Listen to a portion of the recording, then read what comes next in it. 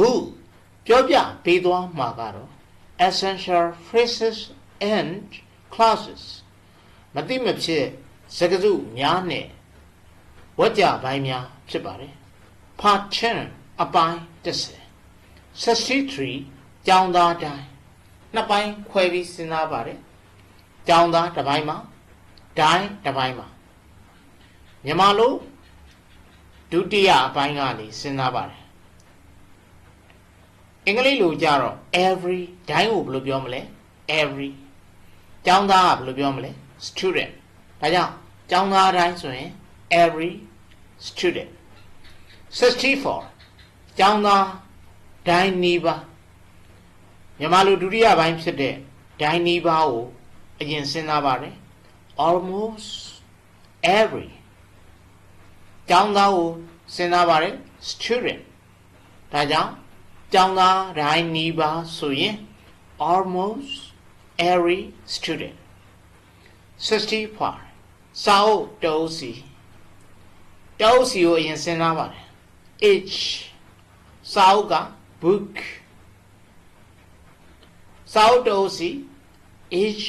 book 66ကျောင်းဤခေါင်းမူ၃ပိုင်းခွဲပေးထားပါတယ်ဒီနေရာမှာမြန်မာလို if ဆိုတဲ့အပိုင်းဒီအင်္ဂလိပ်လို of ဒီ if လို့ပြောတဲ့ of ကအင်္ဂလိပ်နဲ့မြန်မာနဲ့အစီအစဉ်ချထားတာကအတူတူပါပဲအလဲကောင်မှာပဲချိရပါတယ်ဒီမှာလဲအလဲဒီမှာလဲအလဲ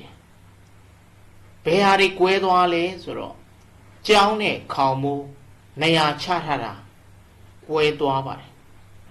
မြန်မာလိုကြတော့ကျောင်းကရှေ့ဆုံးကလာရပါတယ်အင်္ဂလိပ်လိုကြတော့ the school နောက်ဆုံးကိုရောက်သွားတယ်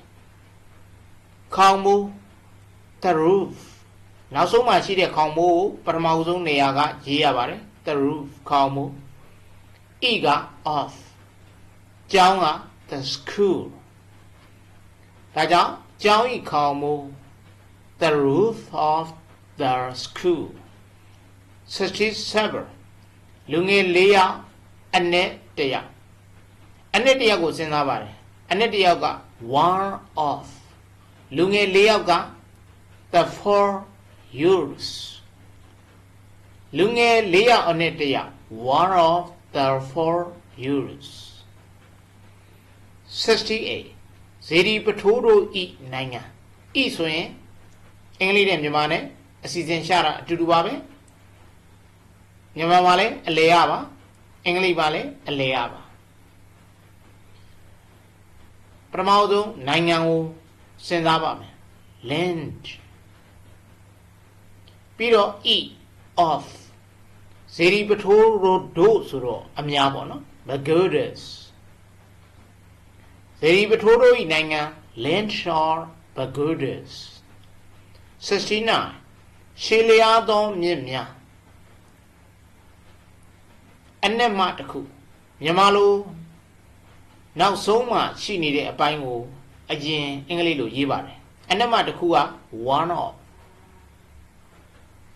ရှေလျားသောမြစ်များ the long rivers ဒီနေရာလေးမှာနည်းနည်းမကန်တဲ့အတွက်ကြောင့်ပေါ့နော်ဒီဘက်ကိုနည်းနည်းရွှေ့လိုက်ပါမယ်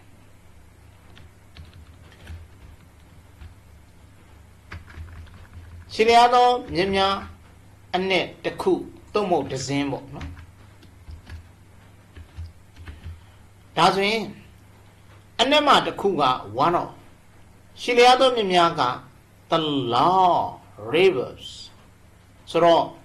အင်္ဂလိပ်နဲ့မြန်မာနဲ့အစီအစဉ်ချထားတာကရှင်းနဲ့နောက်ပြောင်းပြန်ဆိုတာသဘောပေါက်ပါလိမ့်မယ်ဒါကြောင့်ရှင်းလျားသောမြစ်များအနက်မှတစ်ခုဆိုရင်အနက်မှတစ်ခုအရင်စပြီးရေးပါတယ် one of ရှင်းလျားသောမြစ်များက